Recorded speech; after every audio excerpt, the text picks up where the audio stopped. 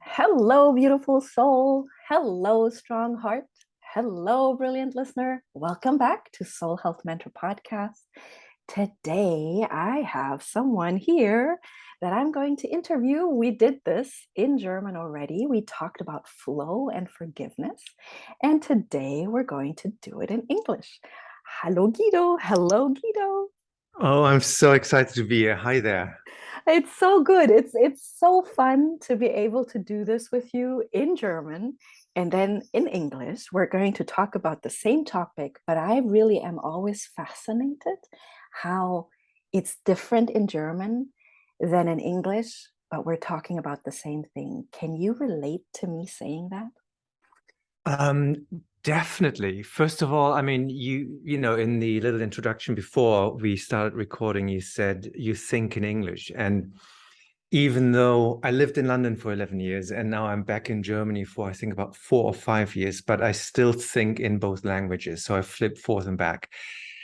And it always depends on the energy of the podcast, the day we're recording, the questions you ask, what's been happening, you know. So it will be definitely the same answers, but in a completely different energy, or the same energy, but slightly different, reframed or rephrased. Yes, and thank you so much for dancing this dance with me because for me it's exciting. It's exciting because being able to relate to two languages, for me personally, there's a depth to it that is hard to explain to someone that doesn't have the two languages. But I just wanted to say thank you for your openness, for being here, for having fun with me, for doing it in English and German. And so now I'm just going to start us off. So this is what I know about you. I know about you that you are, and you correct me if I'm wrong, but what I know about you in your presence, the way you work, is that you help high performance. You do high performance coaching, and you can see that I'm like, okay, what does that mean? What is that? What does that have to do with flow and forgiveness? Everything. Everything. So I would like to say I'm not a high performance coach, but I Okay. help high performers or high achievers. And for me, that's a very different thing because a high performance coach, at least in my mind, helps people to drive in their performance, to get better results, to get quicker to their goals. And that is part of what I do. But another big part of my passion is that people also are happy and enjoy their success in the end, and that it gets easier for them. And when it gets easier and they enjoy their results and who they are, they usually get better results. Mm. So there is, of course, that high performance element. But I always say I work with people who are very often in the public eye and help them under all that pressure to not only become the best and stay the best, but in the end also enjoy who they truly are and to get to enjoy the success, because that's not always a given. Mm. Oh, I love that answer because we can put ourselves under so much pressure. That's Mm. what I'm getting myself. I can relate to that high performance pressure. And then we don't enjoy what we're building, and we don't enjoy what we're doing. So I can totally see how high performance flow, high pressure flow. So what in that relationship, high performance, high achiever, and flow, how how did that start showing up in your work? Um, well, there's a couple of components I think we need to bring together because looking back, flow has always been a massive part in my life. Flow is kind of responsible for all the biggies that I did in my life. I used to be a ballet dancer, and I just had this calling, and I quit my training when I was, you know, a 16-year-old in Germany getting ready to work in an office. And I started training as a ballet dancer. I ended up in one of the biggest companies in Europe. I then changed into acting, into singing. I did a lot of musicals, but I was always interested in how people tick. And well, I was very much interested in how people tick and how I tick and why I tick the way I tick and how I can change it when it doesn't tick the way I want it to tick. I love And so I've always been interested in the whole energetic side of things. I think I did my first Reiki course when I was 20 or 21. So I always had that side to that string to my bow. And then after a very intense show playing, I think it was playing 8 shows a week of Mamma Mia back then, I just needed a break and I wanted to train in something else again, mainly to understand myself again better. And I trained as a health coach. Mm. And it was looking at the subconscious blocks that create an illness or can create an illness or stop us from healing faster. And I was mind blown when I did this. I literally, someone told me about this in the middle of the night and I think it was 11 o'clock. And I said, do you know something? I just want to learn something else. And that friend of mine said, oh my God, that is why I'm calling. I signed up for this course. Do you remember this doctor that we talked about? And said, yes, I read the book. And she said, well, I just booked a place on the course. I said, but you have to book the whole year. I can't do this. She said, no, no, no, you only have to book the first module. But if you book tonight before midnight, which was an hour away, you still get the early bird rate, which will save you $250. Also, I just spoke to the hotel. They have one single room left, that best hotel in the neighborhood. And they offer this 5-course dinner for only 17 euros, I think it was. So it was like someone put this thing in my lap and basically said, don't think, book now. And I just went, well, this feels right. I have no idea what I'm getting myself into. But yes, let's do this. And that is the basis of everything I do today. So following the impulse, following flow has always been part of these pivotal moments in my life. And then I changed quite drastically in my career. I started enjoying, because I've been on stage 25 years, never being able to enjoy how I perform, enjoy myself. I've been playing roles, leading man parts, and didn't even realize it, quite frankly. Always looking to the other guys, thinking, well, why are they playing this? And until actually a friend of mine pointed out, saying, what are you talking about, not playing leading man parts? Can you just, he literally made me print off my CV and read it out loud. And it was in that moment when I read out that CV, with all the parts I was playing, I had an excuse for each and every one why they are not valid. Wow. I was like, well, I just got this part because, they were looking for someone last minute. And then I just got this part because the director just fancied me. And then I got the next part because I was just in the company already. So there was like, and I watched myself do this and I thought, wow, what's going on here? You have achieved everything you wanted and you don't even realize it. And once someone points it out, you then start bringing up evidence why it's not valid. I mean, that's just crazy. Yes. So my life changed quite drastically. I started getting better parts. I started coaching. Friends, colleagues came up to me and asked if I could help them. And it was weird because I suddenly got a phone call from someone who I knew from the 80s, who sold 110 million records in the 80s. I can't mention the name. And I was like, how do you end up on my phone? I mean, it was just crazy. And then fast forward, I now work with a lot of footballers, CEOs, and of course, actors, singers. And I remember running into a footballer in the performance center that I had a cooperation with. And that was another pivotal moment, how that gentleman was standing in front of me. I didn't know him. I wasn't working with him, never worked with him, but he looked at me and he knew my work. And he said, Guido, I have the fame, the money, the wife, the car, the big house. I play for my favorite club. I thought I would be happy now. Mm. This is someone who plays Champions League. Mm. And I remember my jaw just dropped because I thought, you have everything that everyone in the center has. And I bet you most people have that drive to reach their goals because they believe they would be happy then. And you are there and we talk because you're not happy. And that is the biggest, that was painful for me to hear. And so this is where all my work was. Sorry, that was quite a rant, putting all the pieces together quickly. I love it. I love it. I love that you shared your story. So don't ever apologize for sharing your story. I think stories are so powerful, and I Mm, love to reflect back to you because I got so many golden nuggets from the story. So the thing that I loved first is really that you started as a dancer and that you're actor, and then I was like, yeah, of course, flow, improvising, of course, and dancing the dance, and a life force that takes over that has nothing to do with the mind, but then also the mind taking over. And that's our tagline here at Soul Health Mentor. It's out of your mind and into your heart. So the dance is something from the heart. And obviously you become a ballet dancer, you have to work hard. So the mind starts getting involved, and the ambition and the achieving.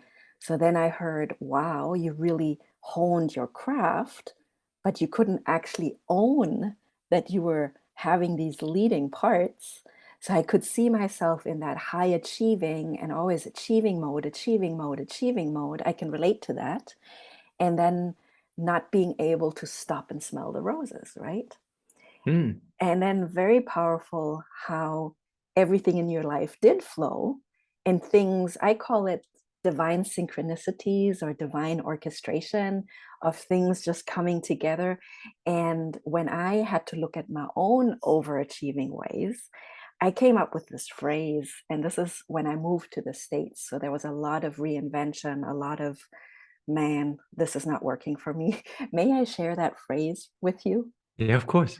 Because I think you, for me, it's my words, obviously, and it might be different for you, but for me, it was this: from pause, take a moment to pause, from pause to play, to deeply nourishing flow.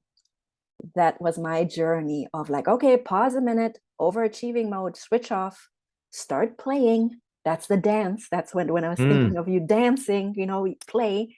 And then when you get to that place of, wow, deeply nourishing flow, that was my transformation. So I loved hearing your story, and I think it's totally okay that you shared all these parts, because it gives the listener context to actually understand, oh, okay, that's how you became the coach that you are today to your clients. And those are the type of people that will find you and will say, I've got all the things, but I'm not happy.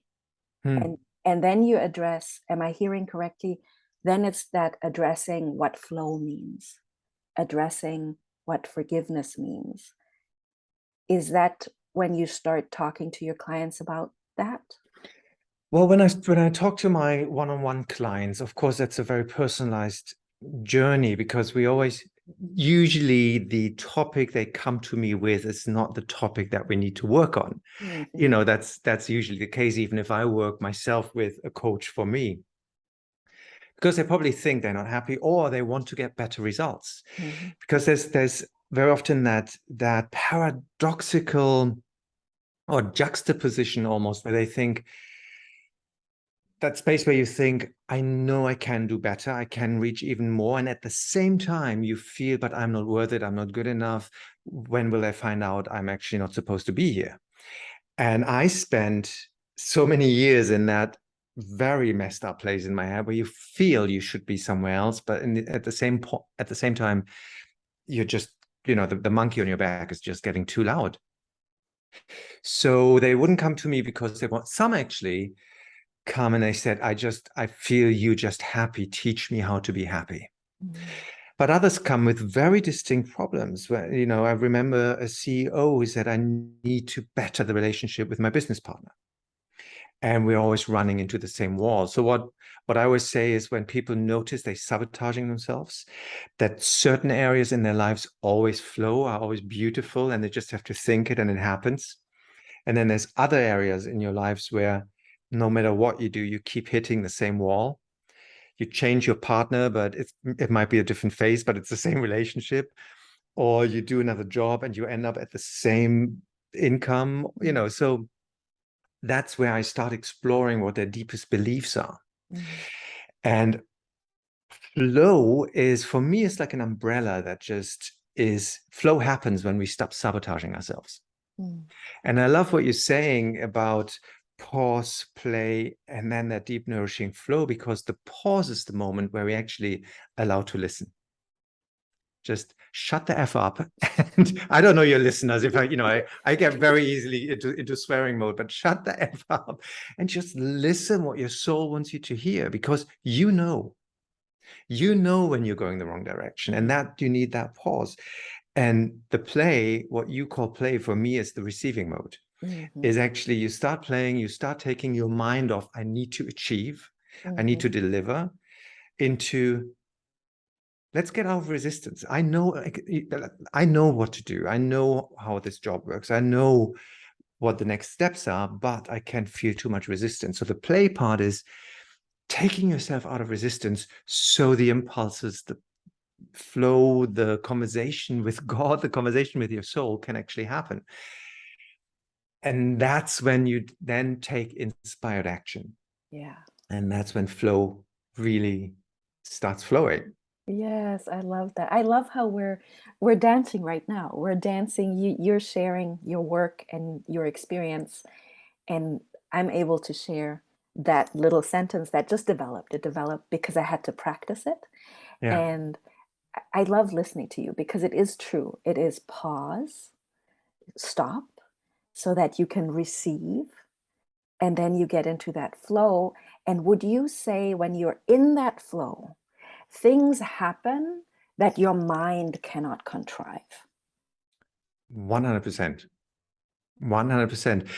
And I gotta warn you, that's all not always instantly just good. I mean, it doesn't necessarily feel good, because flow will take you out of your comfort zone, because your soul knows better, and your soul knows where you need to go and where you want to go. Mhm. So when we start following, you might get a nudge, you might get that pull to call someone you haven't called, or to speak in front of an audience, or to paint a picture, or to go back to a ballet class or something, and your mind will go, are you crazy?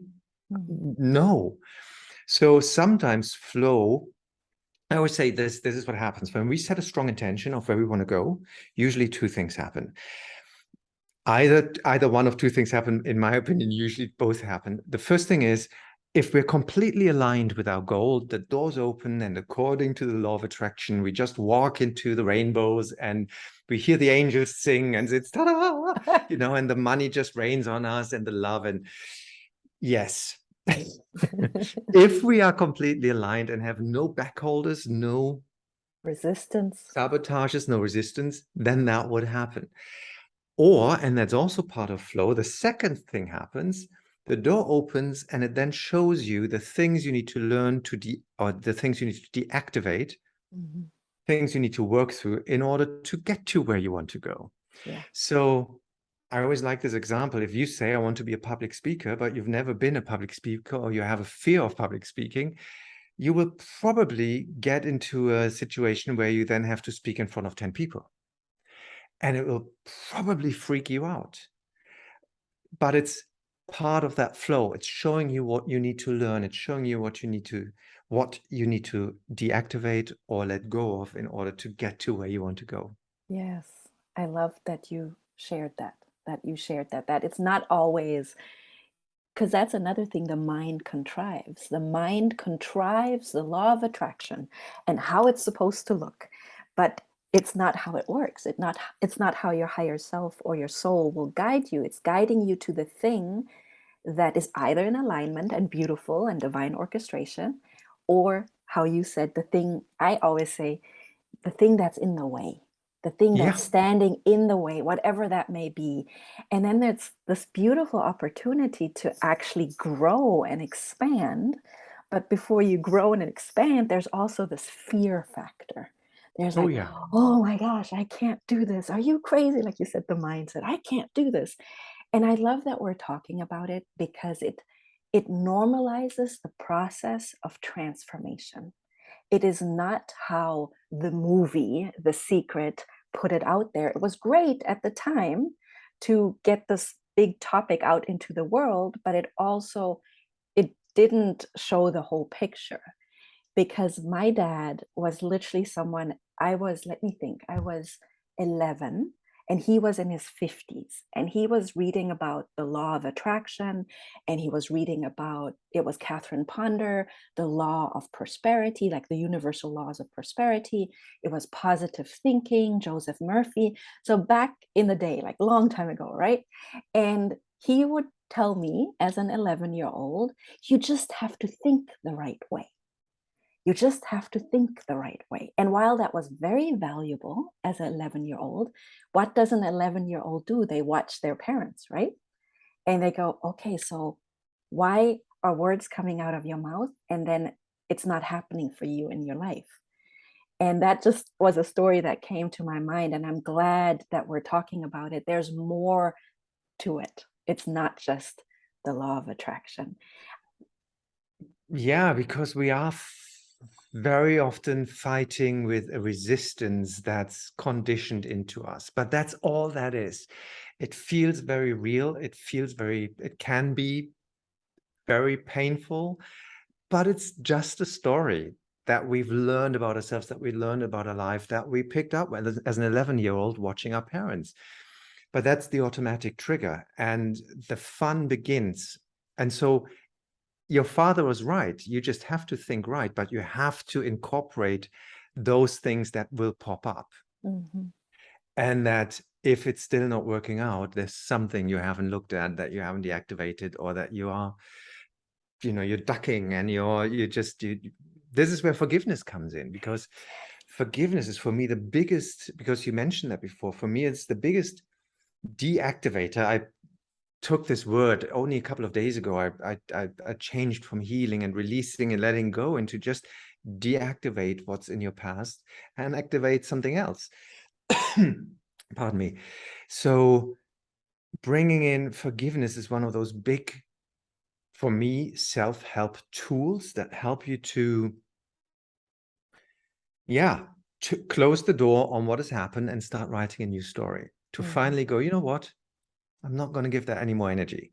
Mm-hmm. Let's put the energy where I want it and not where I believe it was broken. Yes. You said some really valuable things. And I learned so much from my dad. Don't get me wrong. We learn in both ways, right? And Oh I'm yeah. very, very, very grateful that he introduced me to the law of attraction. Because can you imagine an 11-year-old being told you can have everything and anything you want in life? You just have to think the right way. That was all the fuel I needed. So So that's you were saying, where's my pony?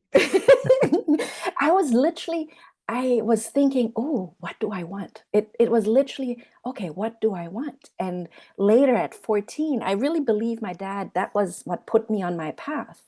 And and I also believe that it's what put me on my path to find the answers to why do I, my mom was also the same boat. We were all like a family of spiritual seekers, and positive thinking and law of attraction and dream what you want to dream and manifest what you want to manifest. But the reality was very different.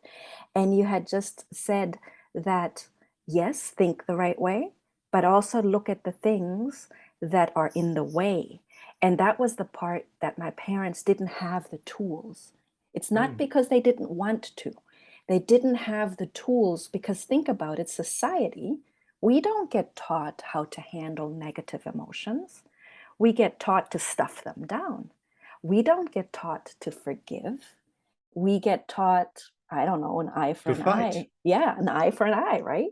Yeah. And that you are talking about this is so valuable to the listener because it makes it human. It's a human process. It's okay. We all, if we want to better our lives, we're in it together in that sense that we're all going to face the parts that need forgiveness. And I was wondering if you think of forgiveness. This is how I think about forgiveness. And I was wondering if you can relate. So I always think of forgiveness like holding a hot coal, trying to hurt the other person and trying to like throw the hot coal at the person, but all I'm doing is burning myself. And the reason I came up with that is because people said, "Oh, it's so hard to forgive." And when you think about that hot coal and how it's hurting you, it's really easy just to open your palm and drop it. So technically, the decision could be as easy as dropping the coal, right? Technically, yes. And if we would be children, then we would probably do that.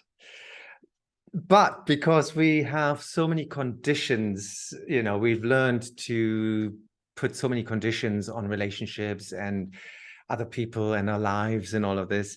Well, I always say I love that picture with the hot coal, because I always say the reason why we don't forgive, the reason why we hold on to unforgiveness, I call it, is because we believe we protect ourselves. So something horrible has happened to me, maybe even some traumatic event where, don't need to activate any of those. So let's say something traumatic happened to me. And in order to protect myself and deal with it, understandably, from a human perspective, I go, well, I'm holding on to my grudge, I'm holding on to my anger, so this will never happen again. You have hurt me. And so we're doing this, in my opinion, for two reasons. One, to protect ourselves, and two, because it feels like we're kind of hurting the other person. Mm-hmm. The problem is the other person might not even be around. They might not even be in the same country. They might not even be alive anymore. Mm-hmm. But we are holding on to that same emotion in order to protect ourselves so it won't happen again in the future. But by holding on to the same emotion, we're keeping ourselves in the same energy that we're trying to protect ourselves from. Yeah. And I want to repeat that. By holding on to the unforgiveness, we are holding on to the same energy that we're trying to protect ourselves from. And so it's a catch-22. It doesn't work. So that's the same as you saying it's the hot coal. So I love that. when I ask people, so what do you think about forgiveness? I mean, literally the first thing that comes to their mind is either, ugh, had this, I think, 3 times in a row, ugh, don't even Really? go there. Okay. Or it's they come back, oh, for me, it sounds too religious. Mm-hmm. Or they say, the first thing is, of course, they think of some person, they go, well, not that bastard. Mm-hmm. And all I did was ask about the word forgiveness. Amazing what the responses you get. And the moment I explain that what I did before, that, it's for me, it's a self-care tool, number one, to take your power back. Because if you don't forgive, you leave your power with the one person you probably hate the most. And that's not what you want to do. Mm-hmm. And that's when it starts clicking and they go, okay, I understand. And then they open up to forgiveness, because I I love, I say I'm a forgiveness ninja, because I think forgive everyone, anyone, anytime. When I'm out there and I buy, I don't know, some cheese, when somebody honks at me on the street, or if somebody hurts me, betrays me, because I don't want to keep carrying this stuff with me around. You have to learn how to do it, Mm-hmm. and there are some steps. But in the end, once you understand that, for me, that is one of the quickest ways to get into flow, Yes. because you're not stuck in old stories. Yes. And you're doing it. I love that you said it's a self-care tool, number one. It's really just for you. It's for you. You're making the decision to forgive because you're doing it for you. So in my picture is the holding on to the hot coal because I don't want to burn myself anymore. And Exactly. I love that visual. And I really love how you've explained it. It's very, um, how can one say, the mind can follow.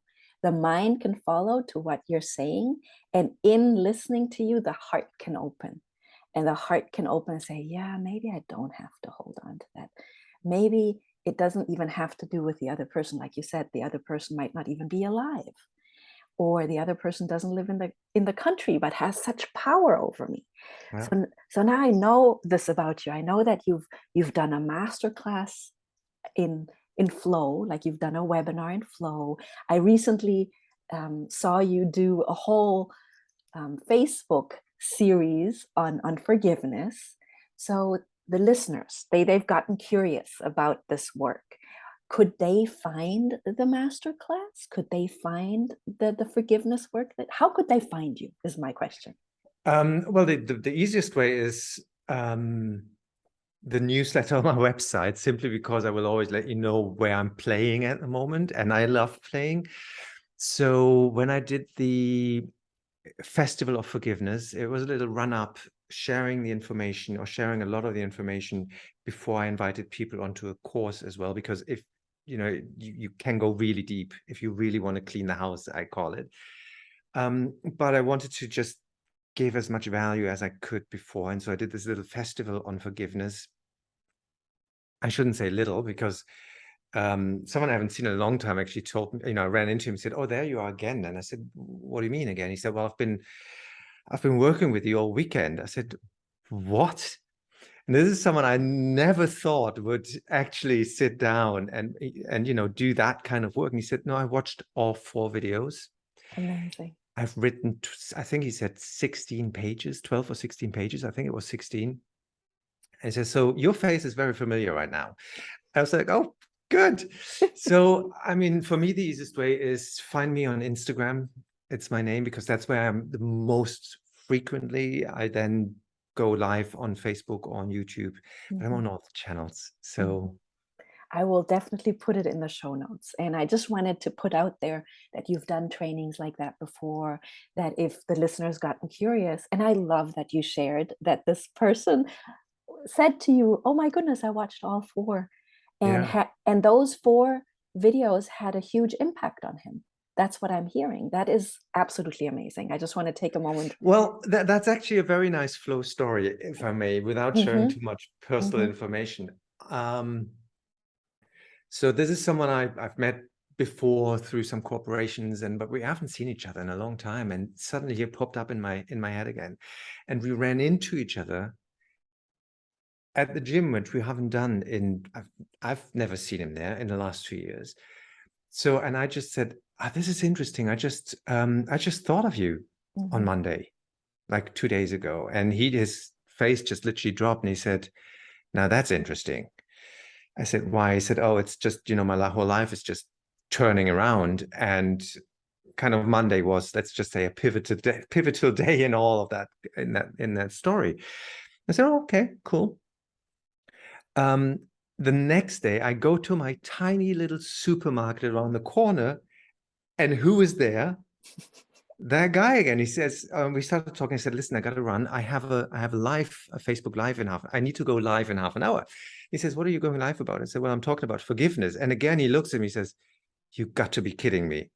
I haven't shared yet." He said, "I haven't shared yet what's going on in my life, but where do I find this?"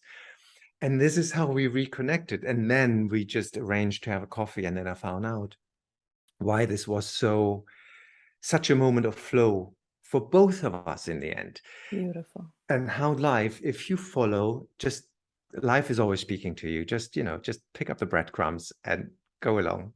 Oh my goodness. I was just going to ask you, what out of your mind and into your heart wisdom would you want to share with the listeners? And you said, just follow life. Say that again. Just follow life, follow the breadcrumbs. Follow life and pick up the breadcrumbs. Because And it will your soul knows and where you need to go. It's us resisting and holding back. that is beautiful. Thank you so much, Guido. It's so much fun. And I know we could be going on for hours. I know. It's a beautiful place for us to just really say, thank you, thank you, thank you for being here talking about forgiveness and flow with Gido Schimanski. Thank you. Thank you for having me.